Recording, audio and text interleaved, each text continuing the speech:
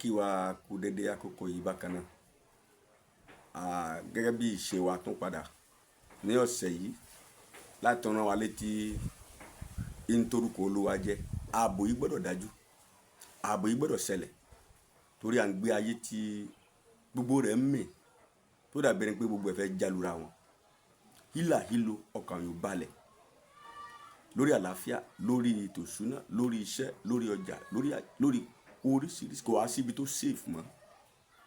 Irú àkókò bíi eléyìí a nílò ọ̀rọ̀ báyìí fún ìgbéró àti ìdúróṣinṣin wa nínú ayé tó mì bí eléyìí tó dàbí ẹni pé ọ̀run fẹ́ yalu ayé, òkun fẹ́ yalu ilẹ̀. Ọlọ́run yóò dì wá mú tí dópin orúkọ Jésù Kristi Olúwa wa. A nílò ọ̀rọ̀ báyìí pàápàá jùlọ nínú àkókò bíi eléyìí. Ìwé Òwe orí 22 ẹsẹ̀ 10 náà là ń gbé orúkọ Olúwa lè sọ agbára. A wá fẹ́ wo ipa tí ń bẹ nínú orúkọ Olúwa gẹ́gẹ́ bí lè sọ agbára. Ẹnìkan ló kọrin, ó ní àgbàdo inú ìgò ó di àwòmọ́jú fàdìrẹ ọ̀tá. Kò sí bí ẹnu adìyẹ ti nípọn tó tí wọ́n bá rọ àgbàdo sínú ìgò, yóò mọ yípo rẹ̀ báyìí ni tí wàá dàbí àgbàdo inú ìgò tí ọ̀tá ò lè fi so ohunkóhun. Ìgbẹ́kẹ̀lé yìí ni àwọn tí ó gba orúkọ yẹn gbọ́ ohun tí wọ́n ní. Olóògùn wò ó mọ́jú, ẹlẹ́bọ lóògùn wò ó mọ́jú, aláwọ̀ pàwọ̀ ó mọ́jú, ẹlẹ́mìí òkùnkùn wò ó mọ́jú. Tẹ́ bá wo àwọn ẹranko ńlá ẹ̀rí pé wọ́n ìgbénugbó kéékèèké. Bí kìnìún bá ń lọ nínú igbó, bí àwọn ẹranko bá tó 200 yóò kọjá lẹ́gbẹ̀ẹ́ wọn láì bẹ̀rù torí ó mọ tóun ní, ó mọ tóun jẹ́.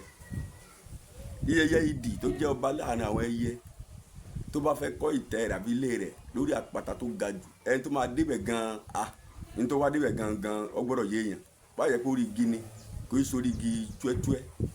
Bí ọdẹ kan bá wá dúró nílẹ̀ lọ́run tó gbé ìbọn rẹ̀ lọ́wọ́ àbí ọfà rẹ̀ lọ́wọ́, ẹdí ọmọ òwe sálẹ̀ tètè báyìí.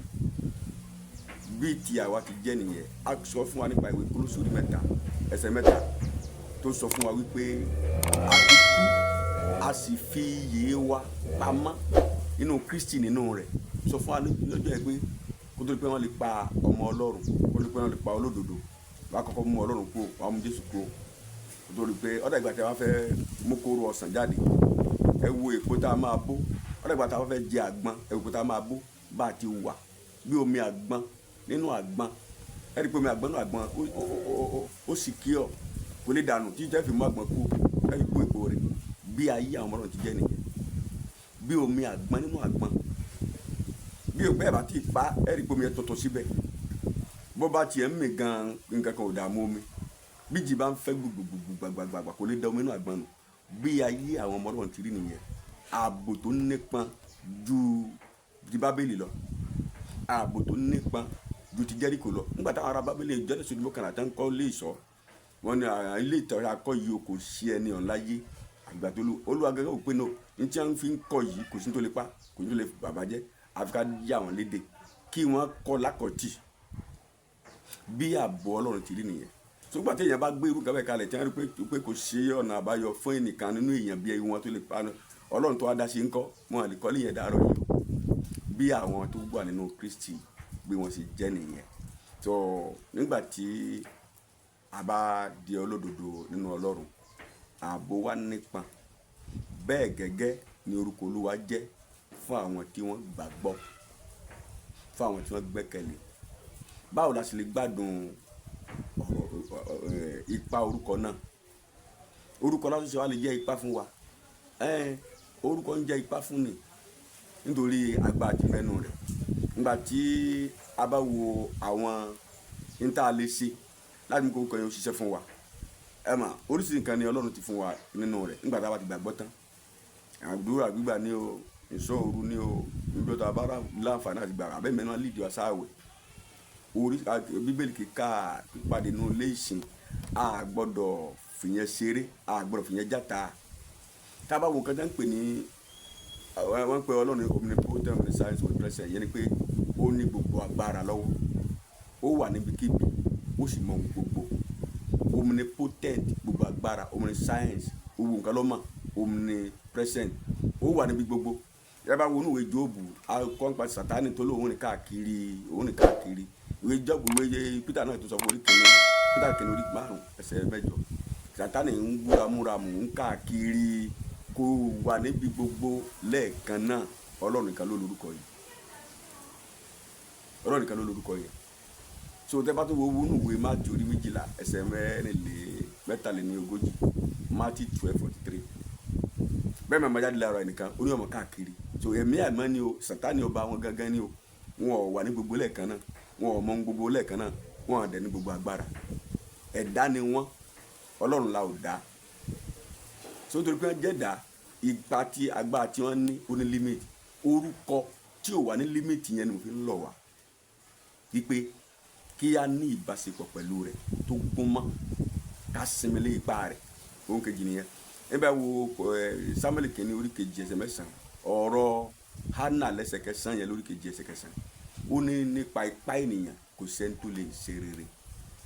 Ipá ènìyàn ìwé Sakaraya orí 4 ẹsẹ̀ 6 kì í ṣe nípa ipá tẹ̀ nípa agbára bí ó ṣe nípa ẹ̀mí ẹ̀mí.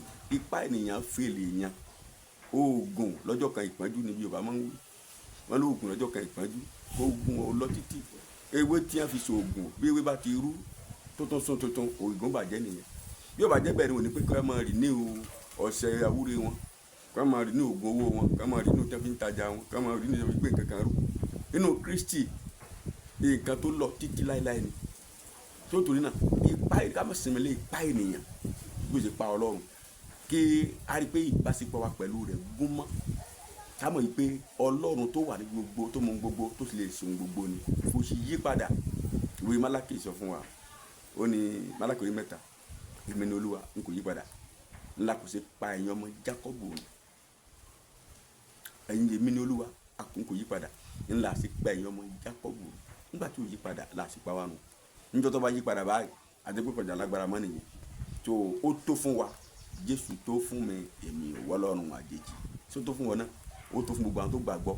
Mátíù orí 28 ẹsẹ̀ 18 Mátíù 28:18 ó ní kíyèsí gbogbo agbára ọ̀run àti láyé láti fi fún mi gbogbo agbára ọ̀run àti láyé láti fi fún àti kónú rẹ̀ báyìí nígbà táwọn bá ti fi fún un ó ti wá jogún ẹ̀fà wà náà agbára ti bẹ́ẹ̀ ní orúkọ rẹ̀ yìí. Ní ìparí Hébérù orí 7 ẹsẹ̀ 15 ó ní nítorí náà ó lè gbà wọ́n títí dé òpin ayé àwọn tí wọ́n bá tọ̀ ọ́ wá toró ń bẹ láàyè láti máa ṣìpẹ̀ fún wọn ó lè gbà wọ́n lópin ayé. Hebrew 7:25 ó lè gbà wọ́n títí dópin ayé àwọn tí wọ́n bá tọ̀ wá orúkọ ń bẹ láàyè títí láéláé sọ ẹni tó bá ti kú lágbára ò sí fún mọ́ gbàǹgbà tó kú yẹn tó wà láàyè òun ni àfin lọ́wọ́ agbára àti ipá tó wà nínú orúkọ rẹ̀ bí ààbò òun yẹn. God bless you.